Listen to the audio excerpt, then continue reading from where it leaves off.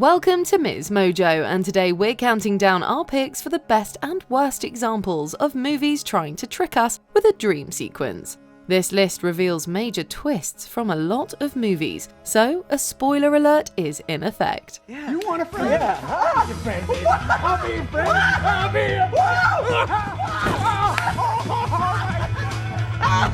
your Number 5. Enraged, Repo Men. In this dystopian thriller with a juicy premise, Jude Law plays Remy, a repo man with a unique function. He doesn't reclaim cars. He reclaims transplanted organs when their new owners fall behind on their payments. Henry Smythe, I'm legally bound to ask you if you would like an ambulance on standby or to take you to hospital. No? Okay. Remy ends up on the run where he receives a new heart transplant and begins a mission to tear down the entire exploitative and violent system he used to represent. Now take me out of the system. Fine, give me your heart. I said take me out of the system. And I said, give me your goddamn heart. For Christ's sakes, you sound like one of them whining and begging. And then he wakes up. That's right, Remy's entire rebellion against the system was a coma-induced dream, stemming from a head injury sustained early in the film. It takes the movie's promising story and utterly destroys it for a cheap twist. I want him to be comfortable, right? Yes, sir. Nothing to worry about. If that hook had hit him any lower, it might have posed a problem. The M5 neural net is top of the line. Number 5. Helped, The Descent. Sarah is still reeling from the death of her husband and daughter when she joins her friends for a caving adventure in Appalachia. Friendships are tested, betrayals come to light, and several of the women are murdered by carnivorous, cave-dwelling creatures.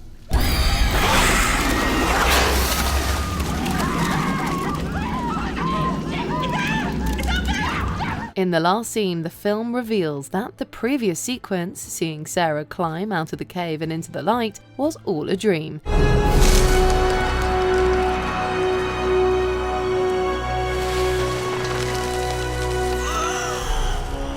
She is still in the cave, and the monsters are closing in. Sarah's grief is ever present throughout the descent, and her inability to escape is not just horrific, it's thematically relevant. In a way, Sarah's as trapped by her anger and grief as she is by the conditions in the cave, and this is ultimately her undoing.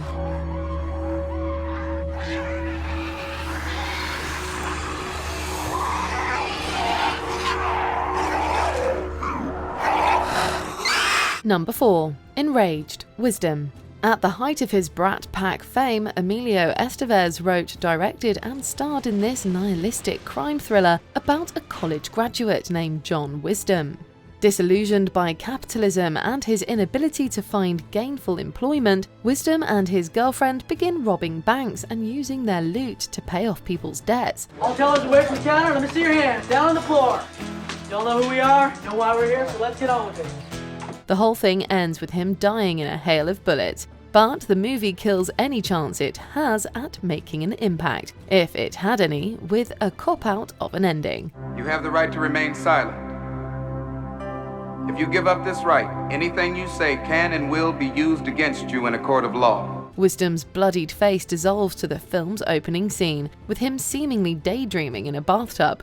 America tried to make a hero out of John Wisdom and found out that it was wrong. Critics tore apart every aspect of the movie, but the ending put the final nail in the coffin. Number 4. Helped, Jacob's Ladder. From the start, we know something just isn't right with Jacob Singer. Already, he's been traumatized by his time in Vietnam, and now he's having what he hopes are hallucinations of tentacled monsters and other bizarre incidents.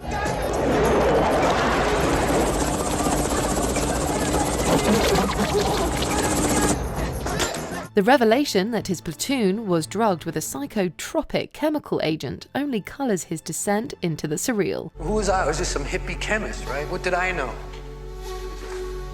But the final gut punch reveals that the traumatized soldier never left Vietnam. The movie has been his brain's last flickering gasp as he dies in an army triage tent. If you've made your peace, then the devils are really angels, freeing you from the earth. Jacob's ladder deals with the lingering post-traumatic stress of war. That Jacob literally never left Vietnam makes this one of those rare instances where a dream reveal feels poignant. He looks kind of peaceful, the guy. Put up a hell of a fight, though. Number 3. Enraged. Click. Adam Sandler stars in this unexpectedly devastating take on A Christmas Carol. He plays Michael, a man who discovers a remote control that can disrupt his life's timeline, allowing him to fast forward and rewind as he wishes. I'm not asking for like a whole day. You don't have to do that much. How big a deal is that? I am so tired of having this argument. However, after some truly upsetting developments take place, Michael awakes to find that these events did not come to pass but were merely a warning. I'm young again.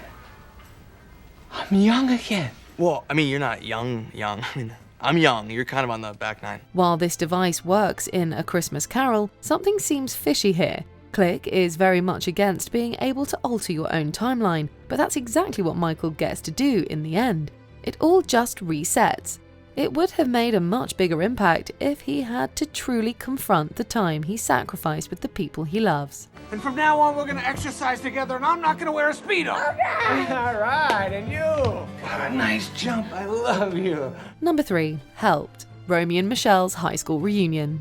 If there's one thing that moviegoers usually hate, it's an extended dream sequence.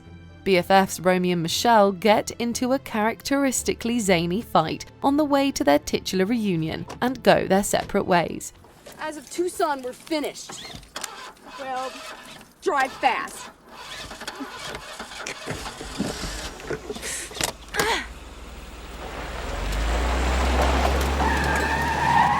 Well, they go their separate ways to the same reunion. The dream sees the two as their totally cool and professionally successful idolized selves, making their bullies envious and never reconciling their friendship. And I invented them totally by myself. I mean, all Michele did was say, "What about making them yell at me?" Really? It works because it completely fits the movie's distinctive brand of humor. It also serves as an enlightening counterpoint to how sad and unfulfilled all their formerly popular classmates seem to be once they get to the real reunion. Michele, what are you up to? Okay, I invented Post-its. You're kidding. You must have made a fortune. Number 2. Enraged, the Devil's Advocate. Keanu Reeves stars as an ambitious lawyer who will stop at nothing to win a case. He comes to realize he's working at a law firm under the devil himself. The further he strays from his own moral code, the more spiritually corrupted he becomes. We find somebody new. You consult. You live to fight another day, son.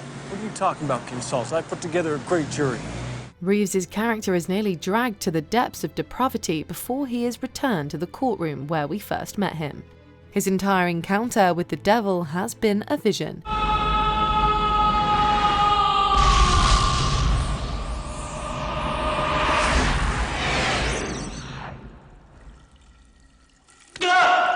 The movie isn't bad. In fact, it has some even wilder plot twists before this, but its unwillingness to decide whether it's a horror movie or a legal drama is reflected in its pedestrian ending. I'm terribly sorry, but I can no longer represent my client. I need to be replaced as counsel. Order. Order. Order. Number 2. Helped. A Nightmare on Elm Street. For a movie that's all about a killer who can only claim his victims in their dreams, it's actually surprising how clear it is what's real and what's fake in A Nightmare on Elm Street. Please, God. This is God. It's the ending that really shocks you with a dream reveal. Having defeated Freddy Krueger, our final girl, Nancy, gets into a car with all her dead friends, all of them seemingly alive again. Hi, everybody. Believe this fog? Oh, I believe anything is possible. Bye. It's as if the previous 90 minutes hadn't happened, but then Freddy returns to crash the party. Was he really defeated? Was it all a dream? Is the answer a secret third thing? The truth is we're not sure, and it makes an already terrifying movie villain feel even more real and dangerous.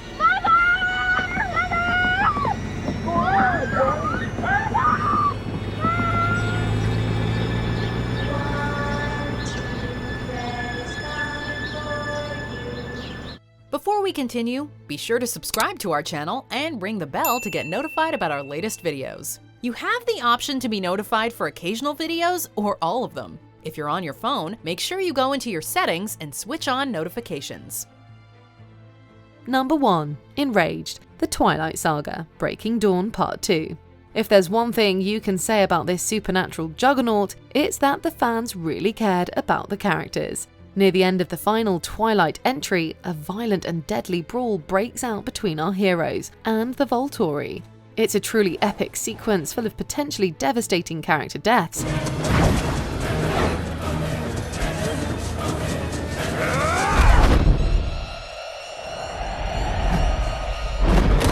Then, the movie pulls one of the most aggravating, audience-insulting dream reveals ever, and reveals it was all Alice Cullen's vision of what could happen if a fight broke out.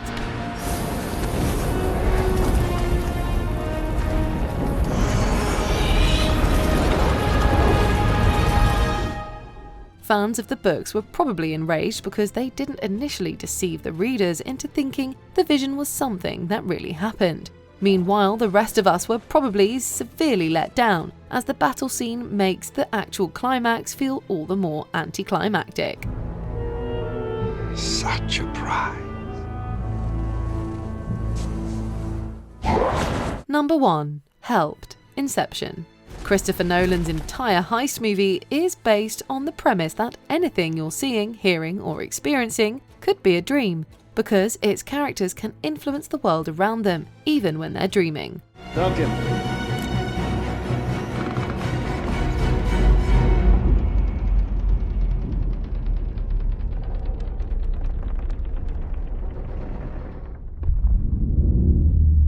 Inception actually pulls the "it was all a dream" card while we're in the middle of a dream. It's almost more noteworthy when something isn't a dream. Let me ask you a question. You never really remember the beginning of a dream, do you? You always wind up right in the middle of what's going on. I guess, yeah. So how did we end up here? Well, we just came from the, Think about it, Ariadne. How did you get here? Where are you right now? The confusion about the nature of reality is also central to its main character's personal dilemma. Without this constant reminder that the line between dreams and reality can be blurry, the long-discussed open ending wouldn't be nearly as impactful.